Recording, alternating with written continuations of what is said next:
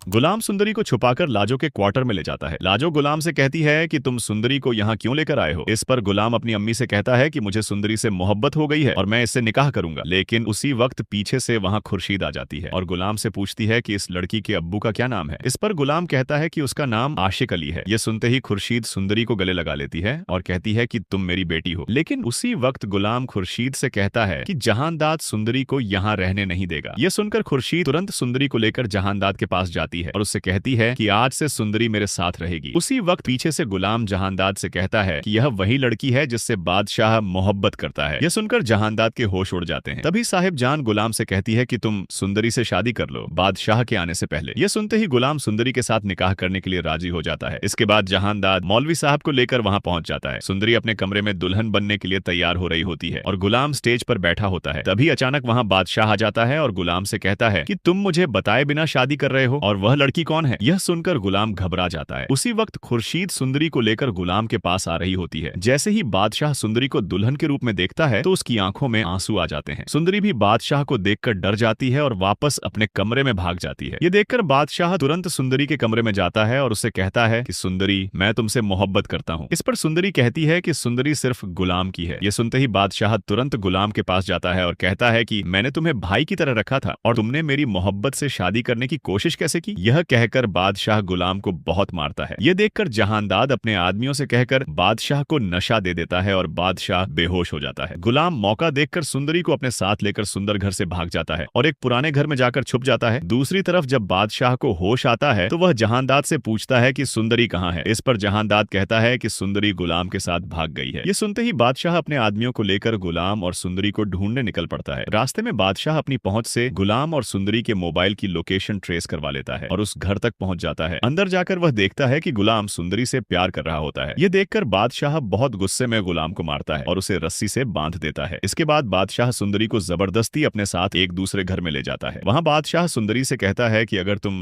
गुलाम को जिंदा देखना चाहती हो तो तुम्हें मुझसे शादी करनी होगी। यह सुनकर सुंदरी मजबूरी में बादशाह के साथ निकाह करने के लिए राजी हो जाती है। बादशाह मौलवी साहब को लेने चला जाता है। उसी वक्त सुंदरी मौका देखकर गुलाम के नंबर पर कॉल करती है। गुलाम रस्सी से बंधा हुआ होता है, लेकिन जैसे ही वह सुंदरी की कॉल देखता है तो किसी तरह अपनी रस्सी खोलने लगता है। लेकिन उसी वक्त वहां बादशाह का आदमी आ जाता है। गुलाम किसी तरह उन आदमियों को मारकर उस घर से भाग जाता है और सुंदरी को कॉल करके पूछता है कि तुम कहाँ हो। इस पर सुंदरी गुलाम को अपनी लोकेशन भेज देती है। गुलाम तुरंत अपने घर से पिस्तौल उठाता है और बादशाह के दूसरे घर पहुंच जाता है। वहां वह देखता है कि बादशाह सुंदरी के साथ जबरदस्ती कर रहा होता है। जैसे ही सुंदरी गुलाम को देखती है तो तुरंत उसके पीछे छुप जाती है। बादशाह गुलाम को देखकर अपना पिस्तौल निकाल लेता है और उसी वक्त गुलाम भी अपना पिस्तौल निकाल लेता है। ये देखकर बादशाह तुरंत गुलाम पर गोली चला देता है, लेकिन तभी सुंदरी गुलाम के आगे आ जाती है और गोली सीधा सुंदरी को लग जाती है। सुंदरी जमीन पर गिरकर बेहोश हो जाती है। ये देखकर बादशाह अपने की पर बहुत पछतावा करता है। गुलाम तुरंत सुंदरी को लेकर हॉस्पिटल चला जाता है। दोस्तों, अब आपको क्या लगता है, क्या सुंदरी की जान बच जाएगी और सुंदरी की शादी आखिर किसके साथ होगी? अगर आप इस ड्रामा की आगे की कहानी जानना चाहते हैं तो हमारे चैनल को लाइक, सब्सक्राइब और शेयर जरूर करें। ये सिर्फ हमारी प्रेडिक्शन है, फॉर एंटरटेनमेंट पर्पज ओनली।